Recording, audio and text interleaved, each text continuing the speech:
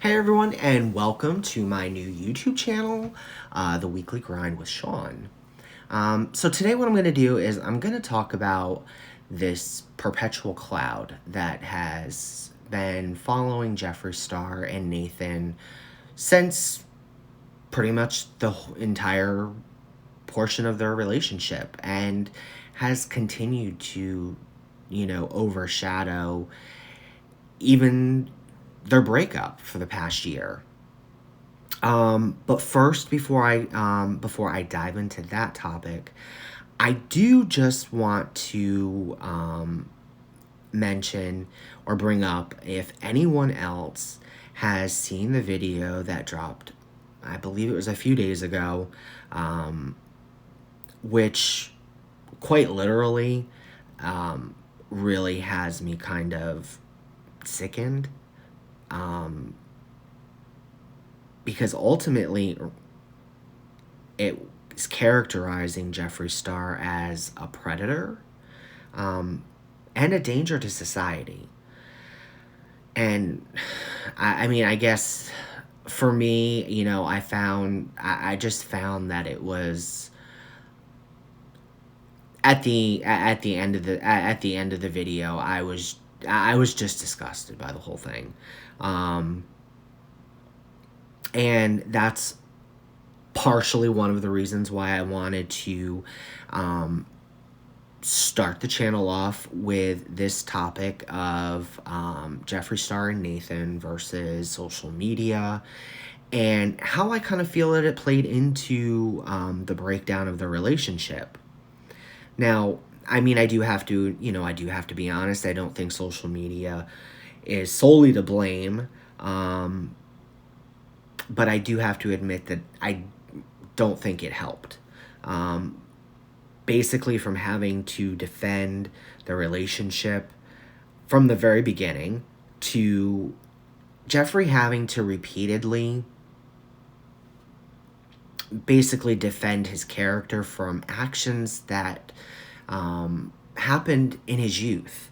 But it's not just actions that happened in his youth, it's also actions that happened when he was still very young in his youth, struggling mentally, emotionally, and at a point in life where,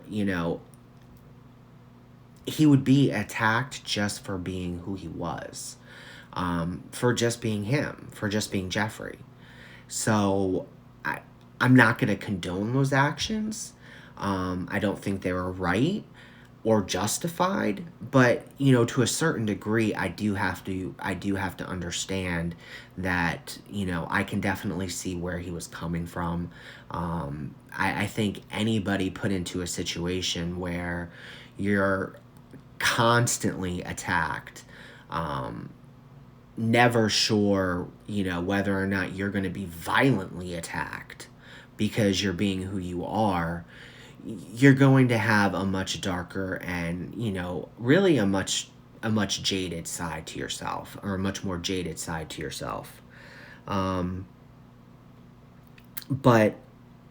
ever since he has announced his breakup with Nathan, it's been almost a social witch hunt, attacking Jeffree from every angle possible. And even Nathan has come under increased scrutiny, which is kind of ironic because, he's basically been under a microscope the entire time of the relationship, but now it's just gotten even more intensified. And what I find kind of ironic is that if you actually really think about it, Nathan is probably the only person that knows Jeffree the best. So, if in fact everybody's speculations are true and Nathan was just there for the money, for the lifestyle, and if everybody else's speculations are true about Jeffree, then Nathan's going to be the one that, if there are any deep, dark, depraved secrets in Jeffree's closet, he's going to be the one that knows about them. So if it's money he was after, or if it was money that was all he cared about, he could have had a payday a long time ago. So I have a hard time believing that it has anything to really do with money. I think his silence is more about not only the fact that he's never been really interested in being in social media. He was only on social media or involved in social media because of Jeffree's celebrity status. But I do also think that, at a certain point, it really just got too much. Now, am I going to say that, at some point after their breakup that neither one of them had, or that either one of them had any, maybe private emotional moments where the stress of the breakup, the stress, just the overall, all of the stressors combined, may have caused each of them or each other to lash out at one another? Most likely, yes. And I say that only because, being realistic, when you're going through a breakup, a divorce, whatever the case is, that, at a certain point, you become so emotional that you start thinking and you start acting out of emotion instead of out of, because I guess what I'm trying to say is that you start, you just unintentionally try to hurt the other person because you're in so much pain, and you don't always necessarily realize that you're doing that until it's months afterwards. So, which, silence in their situation was probably the very best way to go. Otherwise, it would have only intensified the social media blitz surrounding both of them. But I do have to say as well that I think it is, I do think and I feel that it's really sad. I think that, when you have a relationship that, one, I completely believe was 100% genuine. I don't have any doubt in my mind that it wasn't anything less than genuine.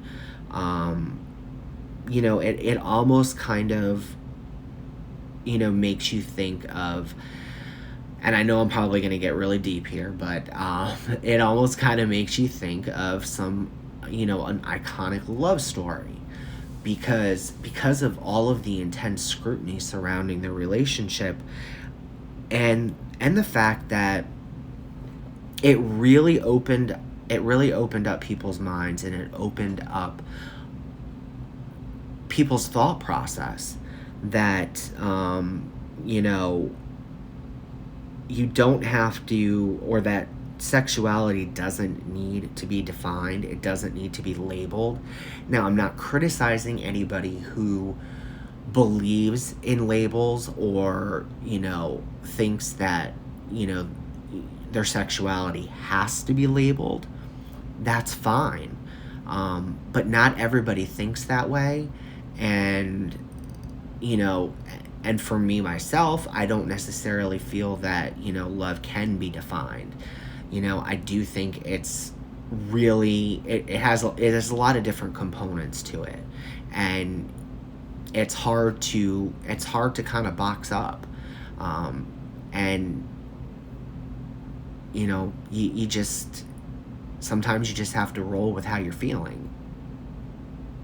Now, going back to the video that dropped right after Thanksgiving, from Nathan, or supposedly from Nathan. And the speculation was that he was mouthing the words to the song Save Me Now by Vori. And again, it was speculated that it was referring, or it was posted specifically for Jeffree. I'm going to read you just the first couple of lines. But I do have to say the song is actually kind of sick. It's really cool. So I did listen to the whole song on YouTube. And let me see here. The couple of lines, the first two or three lines are, "Tell me why you still want to blame me now. Tried to give you all my love, but I just don't know how. I know what we got is dangerous and there's no way out. You broke me down and you sold me out. Is it too late to tame me now?" Now, if in fact this was for Jeffree, am I going to say that it doesn't appear that he may be, throwing a little bit of shade on him? Yes, it does. But at the same time, you really need to listen to the entire song. So I would recommend that you do go on YouTube and listen to the whole song. Because I think you would kind of agree that it appears to me, that this time apart for Nathan has really given him perspective.